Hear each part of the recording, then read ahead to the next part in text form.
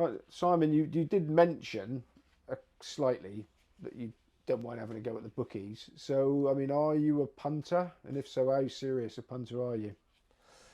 Yeah, I've always been a bit of a gambler, and with some success and plenty of losers, like most people when you talk about the winners. But the real upsurge in my ownership and interest all became possible because of a bet. Um, I'd got to know Seamus Mullins over a while through friends and contacts, and I'd always loved to bet. And I've got a little holiday cottage down in Cornwall. So one Sunday morning I go through and pick out my normal bet, which would be a Super Yankee Canadian sort of thing. And I picked out 5 horses. And the first one was a Seamus Mullins horse called Arthington. If my memory served me right, won 20 to 1 early on. First one, I'm a 5-timer at Stratford. So that's quite nice. That's a good start. And then usually that's the end of it, isn't it? 5 times. You have the first one, nothing else. But to cut a long story short, all 5 won. A lot of beer went down that afternoon because I think the first race was maybe 1 o'clock. The last race was about 4:15. But I managed to see it through and stay awake.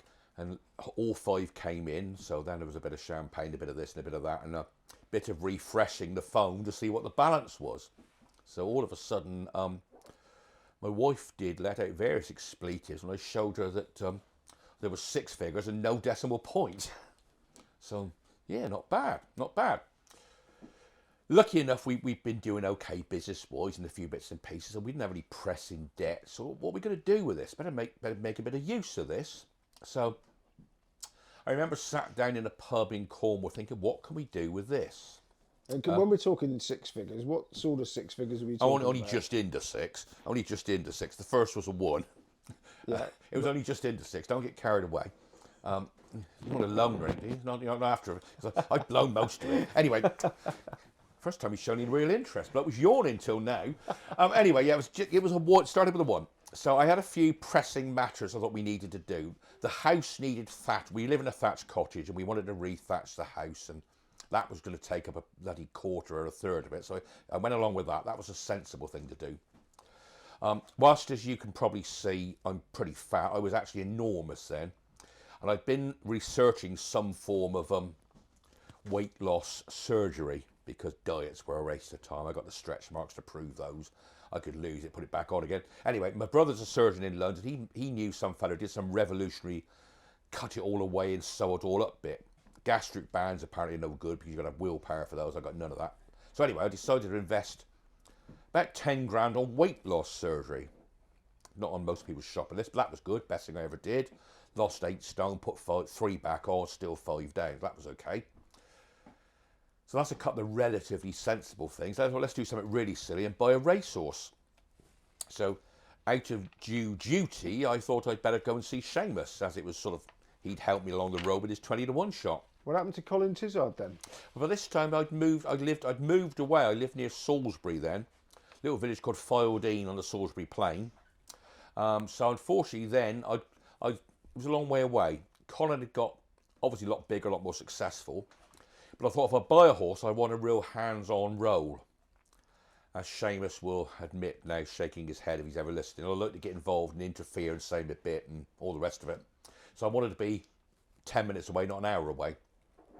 So hence I went down to see Seamus. And I remember turning up one Sunday afternoon and seeing him, and we knew each other reasonably well. We'd had a bit of a problem with a motor vehicle.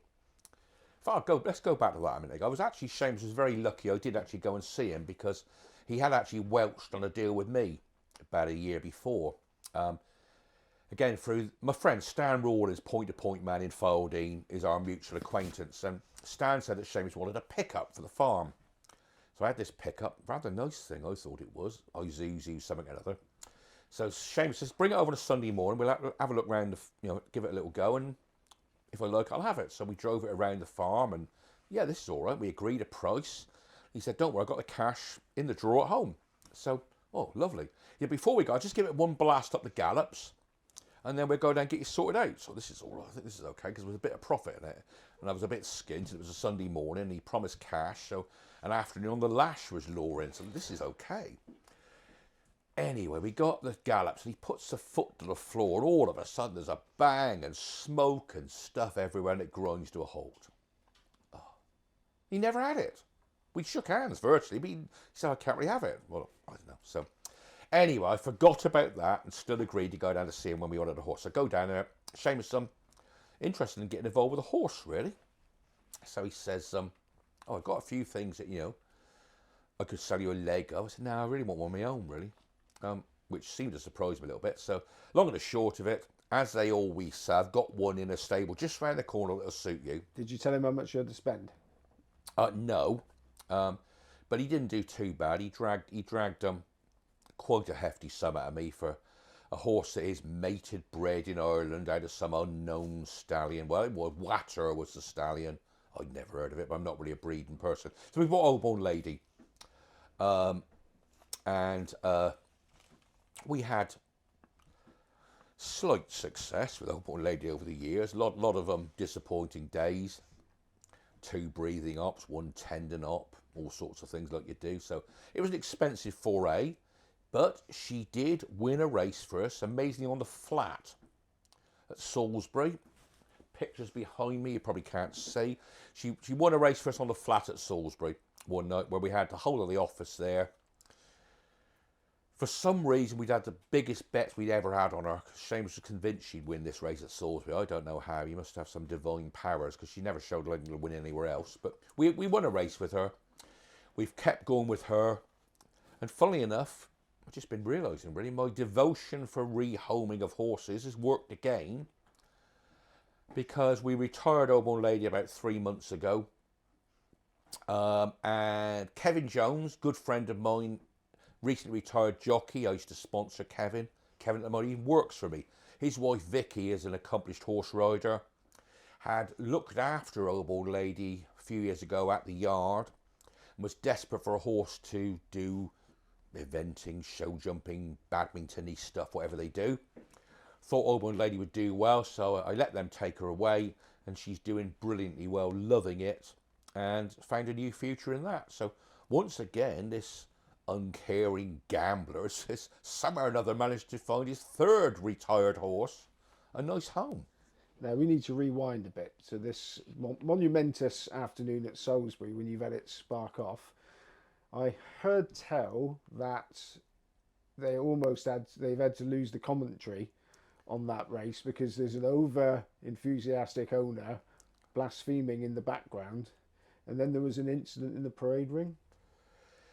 Yeah, as Old Born Lady is coming up the final furlong, couple of lengths clear,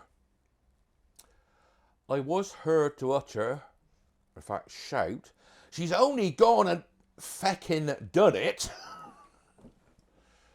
which was fine. Listening back to Racing UK's rerun later, a couple of days later when I actually sobered up, that was loud and clear over the commentary, and the studio producer, guest studio, whatever, had to announce some form of apology if anyone was offended by the overzealous language. So we had that. We go in the paddock and everything's wonderful. And as we come out of the paddock and we're going back to wherever they feed you with champagne, there was a very attractive, scantily clad, voluminous, full-bodied, 21-year-old female was awfully excited and shouting and screaming congratulations. So I said, would you like to come to the box and share some champagne with me? She was bang up for it, but her big old boyfriend didn't look quite so keen on the idea. And for the first time in his life, my son, who was then about 16, had to rescue me and placate the boyfriend, saying he's just a dirty old perv, but his horse has won, don't worry about it. So somehow or other, thank you, George, you did save me from a bit of a beating there. Now, I've also been told to ask you, when did you actually pick the car up from Salisbury Racecourse car park? There was a bit of a party that ensued after that. We had a huge party, yeah. Somehow or other, we managed to put the cup in the boot of the car. Seamus then organised some local pub to stay open all hours of the night. Even Rob Hornby, classic winning jockey, came back to the pub.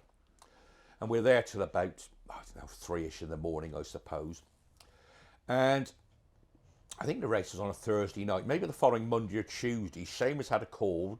Did he know anybody who was the owner of this particular vehicle, which was left in the owners and trainers car park for 4 days? That was me. Lucky if we got a few cars, and we'd forgotten the car and the trophy safely locked up in the boot. So, yeah, that was a moment to remember. But we did have a very, very good evening at Salisbury. And as you said, Oban Lady didn't do anything after that. Was the moment of glory? Well, Oban Lady was bought as a national hunt horse, and at that stage I had a devout love of Cartmel, only destroyed by the recently appointed course manager of Cartmel. That's another story, but we can go through that a bit later on if you want. Anyway, Oban Lady, shortly after winning a mile 6 handicap on the flat at Cartmel, at Salisbury, then Julie went off to Cartmel 10 days later and was a very close second in a 3-mile 1 0 to 135 hurdle. She seemed to have a sort of a spurt of activity for about 2 weeks in her 6-year racing career. Only time she ever showed anything, really. But yeah, we had great fun with her, great fun.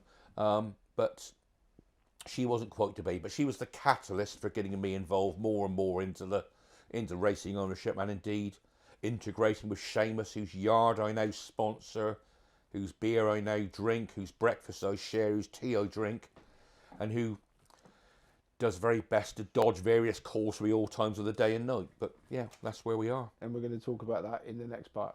Okay.